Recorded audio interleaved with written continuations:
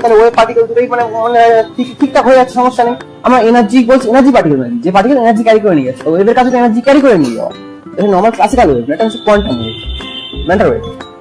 এইভাবে কিন্তু wave particle দুটোই মেতে শো করছে। এবার তুই বলছিস যে তাহলে ডিফ্র্যাকশনে কেন পার্টিকেল শো করছে? না, এখানে কোয়ান্টাম মেকানিক্স একটা পসিবল, বোরের কমপ্লিমেন্টারি পসিবল, যে কি যখন যে অবজারভেশন করবো তখন লাইট আমাদের সেই অবজারভেশনে সেই নেচারটাই দেখাবে। এর মানে কি এটা হচ্ছে যে লাইট একসাথে দুটো নেচার কখনো শো করতে পারে না।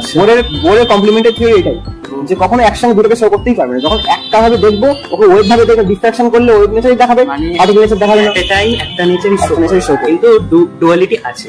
এবার এখান থেকে মনে হতে পারে যে কে বলছে ওকে আমি কি এক্সপ্লেন করছি, এটা এখনো জানা নেই যে কে বলে দিচ্ছে। কেউ না কেউ তো বলছে যে ও তোমাকে এইভাবে অবজার্ভ করছে, তুমি এখন ওয়েভ নেচার দেখাও, বা ইয়ে তোমাকে পার্টিকেল অবজার্ভ করছে, পার্টিকেল নেচার দেখাও। এইটাই হচ্ছে আমার এখানে দোগলা কনফ্লিক্ট, হিপোক্রেসি, অনেক হিপোক্রেসি।